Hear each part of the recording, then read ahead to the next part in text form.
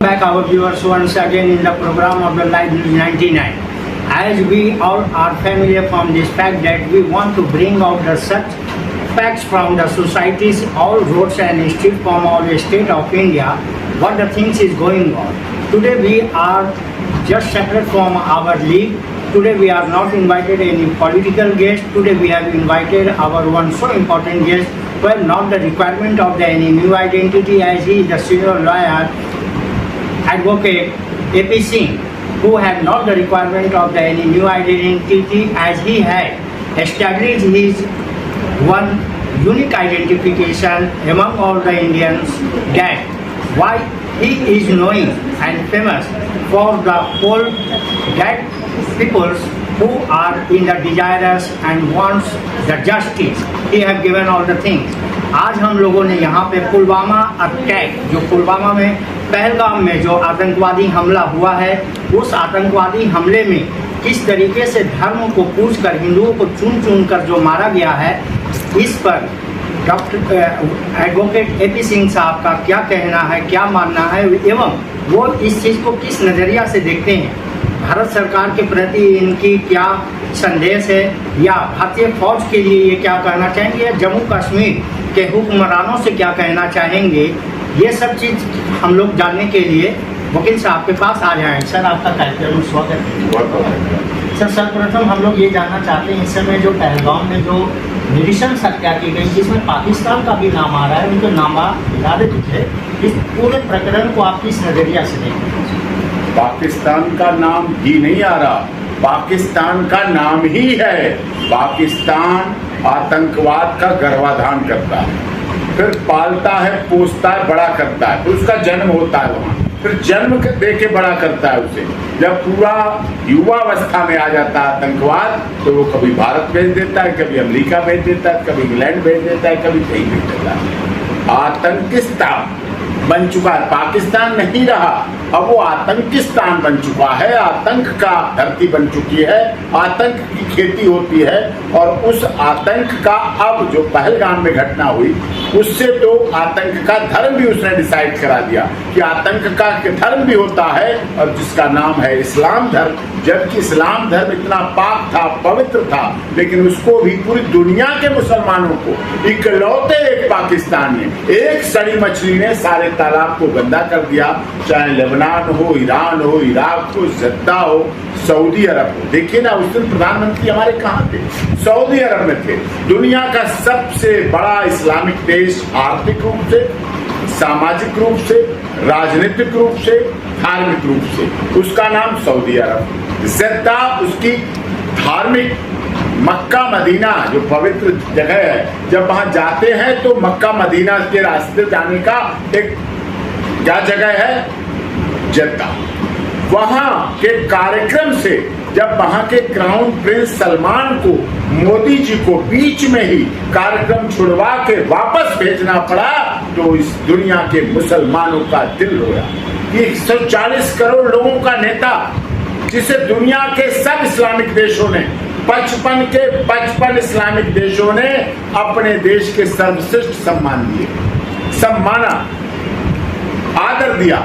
और वो आदर केवल मोदी जी का नहीं था, वो आदर इस देश के 140 करोड़ लोग, जिनमें सर्वधर्म समभाव, हिंदू, मुस्लिम, सिख, ईसाई, जैन, पारसी, सर्वजन हिताय, गरीब, दलित, शोषित, पीड़ित, मजदूर, मजलूम, सबका सम्मान था, सबका आदर था, सबका भाव बताया गया। तो इस आधार पर जब वो भारत में आना पड़ा, और ये देश के लिए दुखद है, वो श्रीनगर, वो कश्मीर, वो लद्दाख, वो लेह, जो अभी पिछले समय तक बंदूकों के साए में रह रहा था, बंदूकों के साए में रहने का काम हो रहा था, आतंकवाद वहां पनप रहा था, लेकिन भारत सरकार ने उस आतंकवाद को समाप्त करने के लिए लगातार संघर्ष किया, लगातार काम किया। और उस काम को क्यों किया? जिससे जम्मू कश्मीर में, श्रीनगर में रोजी रोजगार बढ़े, स्कूल बढ़े, कॉलेज बढ़े, एम्स बढ़े, IIT कॉलेज खुले, वहां IAS निकले, वहां IPS निकले, वहां हजारों करोड़ रुपए इस बात के लिए भारत सरकार ने खर्च किए कि पत्थरबाजी बंद हो और हमारे देश के लोग वहां युवा थल सेना, जल सेना, वायु सेना में भर्ती हुए।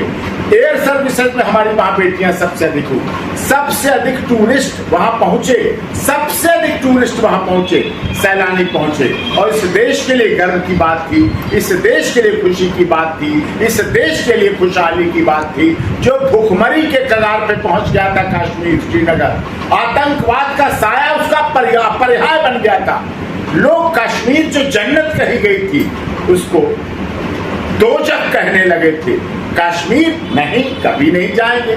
लेकिन फिर से लोग शुरू हुए, और फिर से ऐसे नहीं शुरू हुए। इन 26 लोगों के मरने वाले महाराष्ट्र का, कर्नाटक का, राजस्थान का, मध्य प्रदेश का, बिहार का, उत्तर प्रदेश का, हरियाणा का, दिल्ली का, यानी कि लगभग सब राज्यों के लोग वहां पहुंचे। वो महिलाएं पहुंची जिनकी 3 दिन पहले विवाह हुआ था, अपना हनीमून मनाने वहां पहुंची। सोचिए आप, उनकी 3 दिन शादी हुई, ना थकान मिट पाई, न रास्ते का सफर, न घर के मेहमान छूट पाए, यहां तक हाथों की मेहंदी भी नहीं छूट पाई। वो हाथों की मेहंदी पहने हुए, लगाए हुए, जब 16 श्रृंगार किए हुए, शादी के चूड़े पहने हुए पहलगाम में पहुंची। और पहलगाम में पहुंच के पैसे खर्च करके वहां प्रकृति का आनंद, प्रकृति की सुंदरता, कश्मीर की जन्नत को समझने का प्रयास कर रही थी। उसी समय कुछ वो आतंकवादी आए जो कश्मीर की खुशहाली से दुखी थे, जो मोदी जी की नीतियों से खुश नहीं थे, जो ये इसलिए खुश नहीं थे कि कश्मीर में चुनाव क्यों हुए, कश्मीर में विधानसभा क्यों बनी, जम्मू कश्मीर राज्य क्यों बने, जम्मू कश्मीर के लोग सांसद और लोकसभा और राज्यसभा में क्यों बैठे, इस बात से उन्हें नफरत थी। और एक बार आके सीधी गोलियां चलाने से पहले पूछा, तुम्हारा धर्म क्या है? लोग सक पका गए, बच्चे सक पका गए कि उनका क्या धर्म था, उनकी क्या बात थी। कलमा पढ़वाया गया, एक ने कलमा भी पढ़ दिया, उसके बाद उसकी कहते मुझे शर्म लग रही है, उसके बाद उसकी पैंट उतार कर खतना चेक किया गया। इससे बड़ी नृशंस दुनिया की कोई आतंकवादी घटना नहीं थी। वो बच्चा सकते में रह गया, जो बच्चा अपने स्कूल से जब उसे पिता ने बताया श्रीनगर चलेंगे, उस बच्चे ने अपने क्लास के साथी रहमान और अपनी साथी रजिया को बताया, रहमान सुन सुन, रजिया सुन सुन, मेरे पापा कश्मीर ले जा रहे मुझे घुमाने। रहमान भी खुश हो गया, उसका साथी, इतना बड़ा बच्चा जो 3री क्लास में पढ़ता था, अपने 3री क्लास में पढ़ते हुए रहमान और रजिया को बताया मैं पापा के साथ श्रीनगर जा रहा हूं। उसने कहा बच्चे ठीक है जा, क्या क्या लाएगा मुझे भी देना, कि सब लाऊंगा क्लास में, फोटो खींच के लाना। हाँ फोटो खींच के लाएंगे, फिर तेरा 10 दिन बाद जन्मदिन है ना, घर पे तेरे एंजॉय करेंगे और फोटो देखेंगे, एल्बम में बनवा लेना फोटो। उन फोटो के बदले जब वो बच्चा तो भारत आया, बच्चा तो अपने प्रदेश में आया, लेकिन उसके पिता नहीं आए। वो पिता जो उसके लिए वहां से खिलौने ले चुके थे, वो पिता जो उसके लिए ड्रेस ले चुके थे, वो पिता जो अपने स्कूल के उसके साथी रहमान और रजिया के लिए वहां से ड्रेस ले चुके थे, वो ड्रेस खून से लग गई, वो ड्रेस खून से लथपथा गई जब रहमान और रजिया को पता चला कि मेरे दोस्त राकेश के पिता को आतंकवादियों ने वहां गोली मार दी। ये धर्म की हत्या थी, ये मानव धर्म की हत्या थी, मानवता की हत्या थी, मानवता के भाईचारे की हत्या थी, डॉक्टर भीमराव अम्बेडकर के बनाए संविधान की हत्या थी, सर्वोच्च न्यायालय की हत्या थी, संसद की हत्या थी, लोकसभा राज्यसभा की हत्या थी, और हमारे देश के भारत माता जो मादरे वतन कहते हैं उनकी हत्या थी। और इस देश के 140 करोड़ लोगों की हत्या थी, जिनमें हिंदू, मुस्लिम, सिख, ईसाई, जैन, पारसी सब है।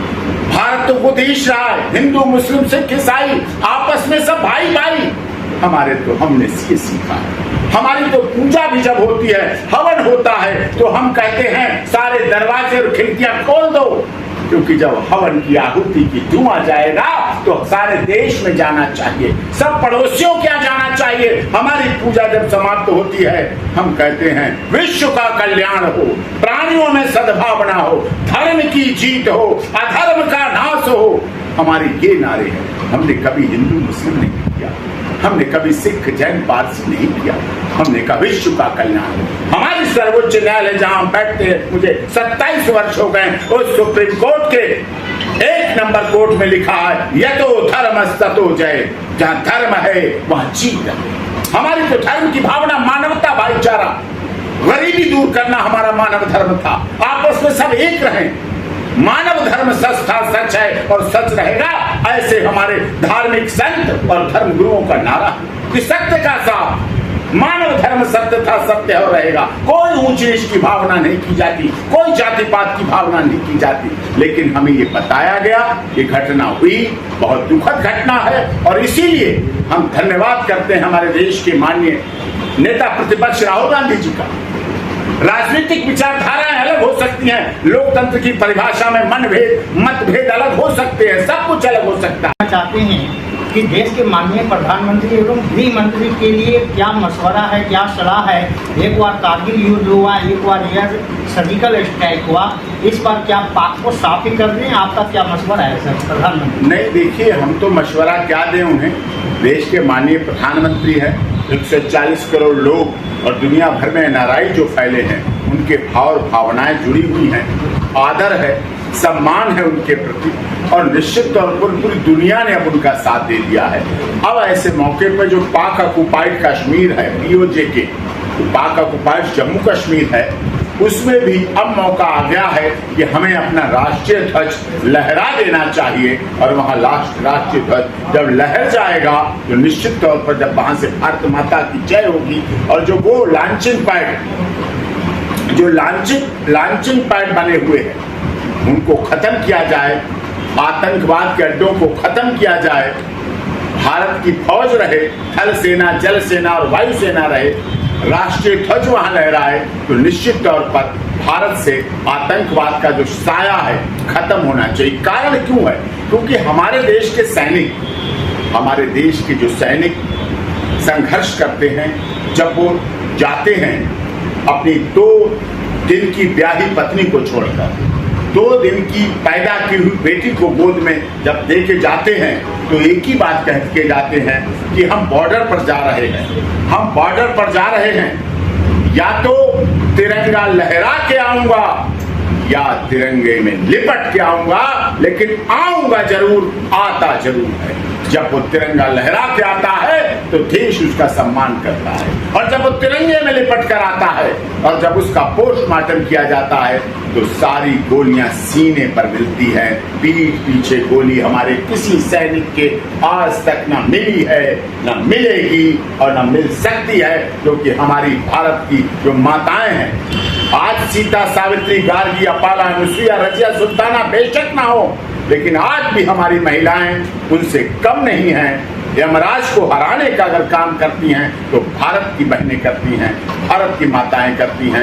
ये सम्मान है, ये आदर है और वो भारतीय लोगों में है, भारतीयता में है। इसीलिए सैनिकों का भी खून उबाल खा रहा है, उबल रहे हैं वो, इसीलिए कि उन्हें रफाल साफ करने के लिए नहीं दी गई है, उन्हें बोफोर्स तो केवल रंगाई पुताई के लिए नहीं दी गई है।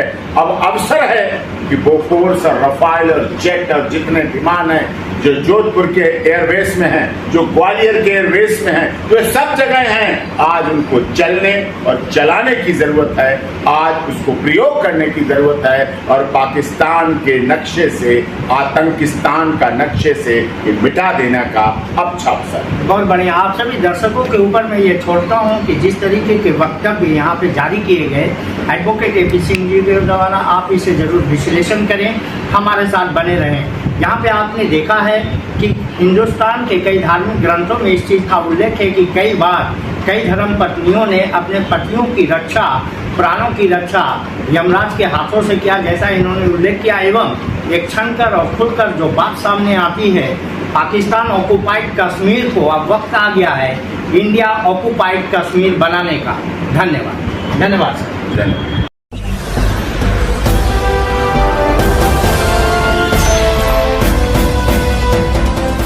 आप देख रहे हैं लाइव न्यूज 99 राष्ट्र सबसे पहले।